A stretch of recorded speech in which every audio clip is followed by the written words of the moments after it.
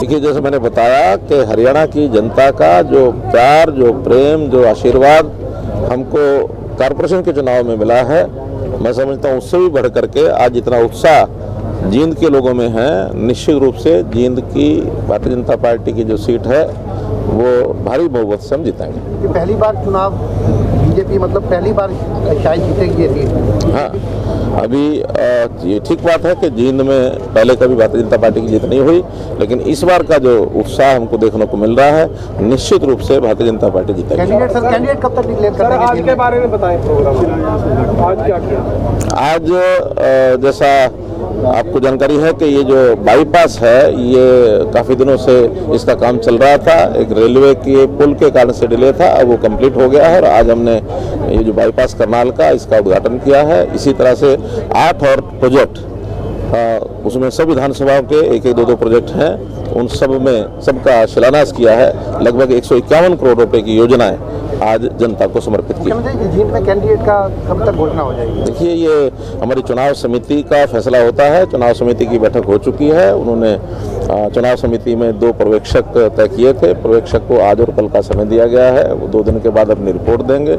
इसके बाद राष्ट्रीय अध्यक्ष चुनाव समिति की चर्चा और दोनों पर्यवेक्षकों की रिपोर्ट इसको लेकर के और राष्ट्रीय अध्यक्ष जी से बात करेंगे। उसके बाद कितना बड़ा चैलेंज है मुख्यमंत्री जींद आपके लिए? कोई चैलेंज नहीं। सब इंद्री यमुनानगर स्टेट हाईवे काफी स्लो स्पीड से काम चल रहा है। पिछले हफ्ते भी 2 बच्चों की डेथ हुई, स्कूल बस एक्सीडेंट हुआ।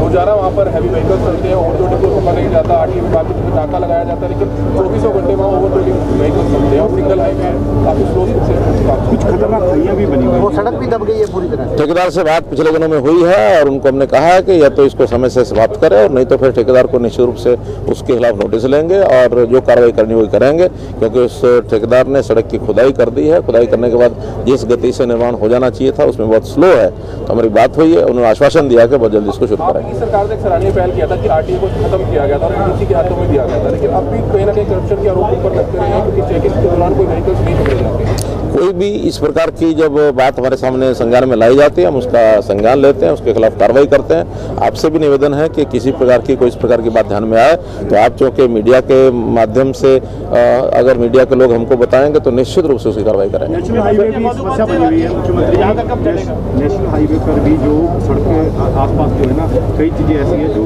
निशान है वो है क्षेत्र से लेके नीलोखड़ी तक कई जगह पे ऐसे बिल्कुल ही उसका पता ही नहीं चलता।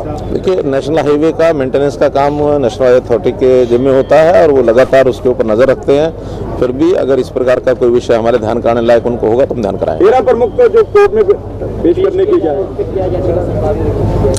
उसमें हमने सावधानी पूर्वक यही बात सीबीआई कोर्ट को कही है कि उनको अच्छा हो कि व्यक्तिगत रूप से यहाँ लाने के बजाय उनको वीडियो कॉन्फ्रेंस के माध्यम से ही निर्णय सुनाया जाए, ताकि किसी प्रकार की लॉ एंड ऑर्डर की जो स्थिति है वो कोई ऐसी आशंका न बने कि कोई, हालांकि वो सारी चीज़ के लिए हम तैयार हैं, फिर भी अगर फैसला ही सुनाना है तो ऐसा ही तो बुला के सुनाए, ऐसा ही वीसी से सुनाएंगे और वीसी से सुनाने से हमारी किसी प्रकार की आगे की कोई संभावित कोई बात है वो टल जाएगी। भूपेंद्र सिंह हुड्डा के खिलाफ ईडी ने जांच शुरू की है, तो उनका ये आरोप है कि मुझे राजनीतिक द्वेष के कारण फंसाया जा रहा है। किसी प्रकार का कोई राजनीतिक द्वेष नहीं है। अगर राजनीतिक द्वेष था तो हमारे पास 4 साल पहले थे।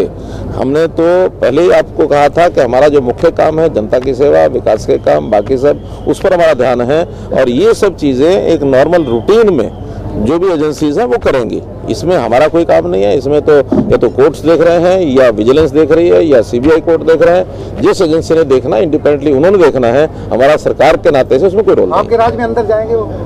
मैंने बताया ये एजेंसीज का रोल है, हमारा रोल नहीं है। सर, खेल मंत्री अनिल विज का जो ट्वीट है हमेशा सुर्खियों में रहा है, विवादों में रहा है। आज भी उन्होंने एक महिला खिलाड़ी जो मनु भाकर है